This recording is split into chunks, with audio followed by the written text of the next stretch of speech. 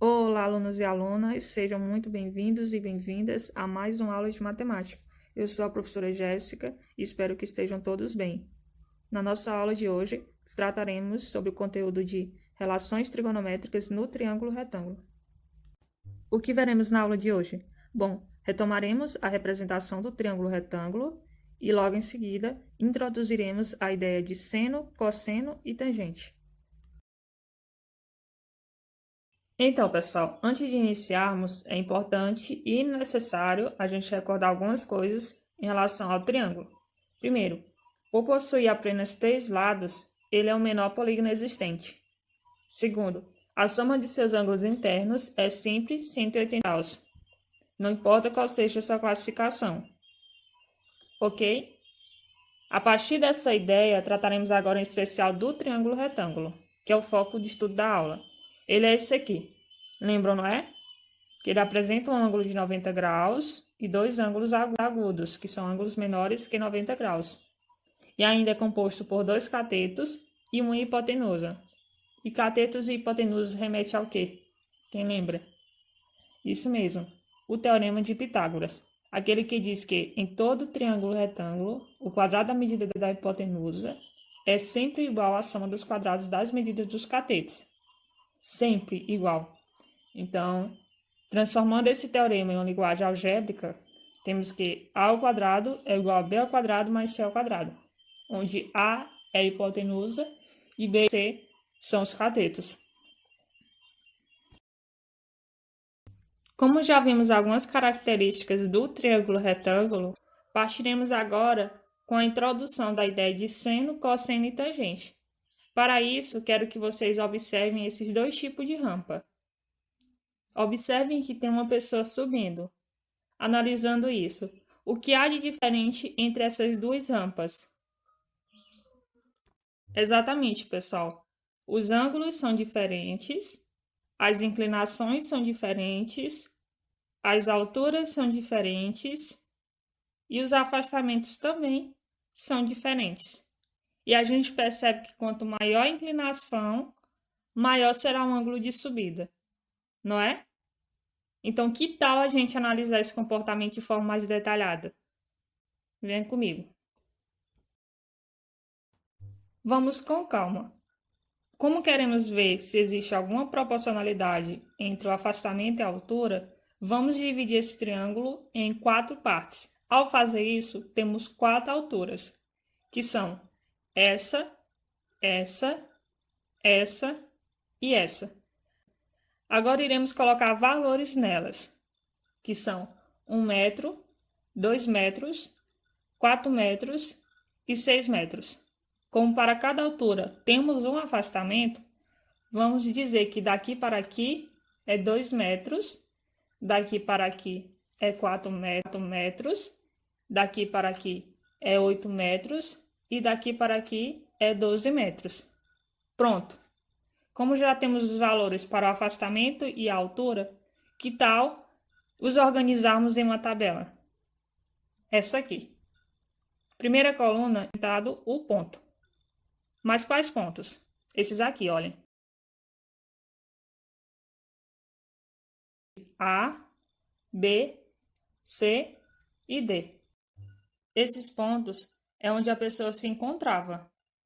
Vejam que quando ela estava com 2 metros de afastamento, ela estava com 1 metro de altura do chão. Quando estava com um afastamento de 4 metros, estava com 2 metros de altura do chão. E assim segue. Quanto maior o afastamento, maior a altura. Agora queremos saber se essas 2 medidas são proporcionais, se caminham no mesmo ritmo. Então, vamos continuar preenchendo a tabela. Afastamentos temos 2 metros, 4 metros, 8 metros, 12 metros. De altura temos 1 metro, 4 metros e 6 metros. Pronto.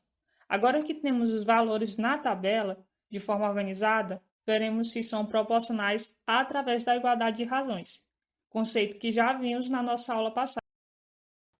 Tabela organizada, agora vamos aplicar a razão de altura para afastamento. O ponto A, altura 1, afastamento 2. Razão 1 meio. Ponto B, 2 quartos. Dividindo tanto o numerador quanto o denominador por 2, fica 1 meio. Ponto C, 4 oitavos. Dividindo tanto o numerador quanto o denominador por 4, fica 1 meio. Ponto D, 6 dozeavos. Então, dividindo tanto o numerador quanto o denominador por 6, fica 1 meio. Olha que incrível. Razão igual, o que significa? Que essas medidas são proporcionais. A partir disso, pessoal, a gente já começa a observar isso aqui. Vejam, quando dividimos esse triângulo em 4 partes, construímos também 4 triângulos. Vocês conseguem notar? Olha que interessante. Esse, que é o maior, esse e esse. É como se tivéssemos feito uma ampliação desse triângulo menor e vimos que essa ampliação está na mesma proporção, que é 1 meio ou metade, certo? Vai ter triângulo que vai ser a metade do outro, vai ter triângulo que vai ser o dobro do outro, ok? Então, vamos observar essa ideia de relações seno, cosseno e tangente de maneira mais detalhada, a partir da noção que já estamos trabalhando desde o início da aula, que é razão e proporção. Bom, já vimos que o afastamento e a altura são lados proporcionais, ok? Mas podemos até ver novamente, com outros valores. Olhem, vejam que o ângulo é fixo para esses dois triângulos. Então, observando o triângulo ADE e seus lados, que são AD, DE e AE, a gente percebe o quê? Essas três relações, que DE está para AD, DE está para E e AD está para E. Ou seja, a altura está para afastamento, a altura está para percurso e afastamento está para percurso. Se eu começar a movimentar o ponto, veja o que acontece. Estou colocando outros valores dos lados e não modifica. A proporção não modifica nesses três valores. Olha que incrível, não é? Isso significa que esse triângulo ele tem lados proporcionais. Agora vamos observar o outro, que seria o triângulo AFG, tendo essas seguintes relações. GF está para F, FG está para G e AF está para G. Se eu começar a movimentar o ponto, veja o que acontece. As razões, elas não se modificam também, permanecem constantes.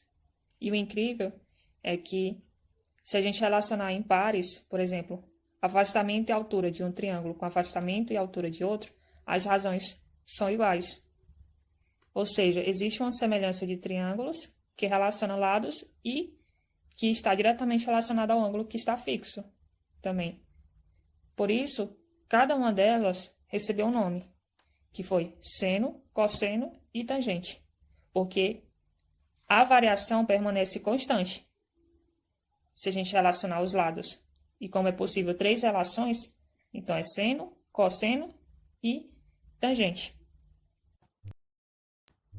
Sendo esta relação de altura e afastamento tangente, esta relação de altura e percurso seno, e esta relação de afastamento e percurso cosseno.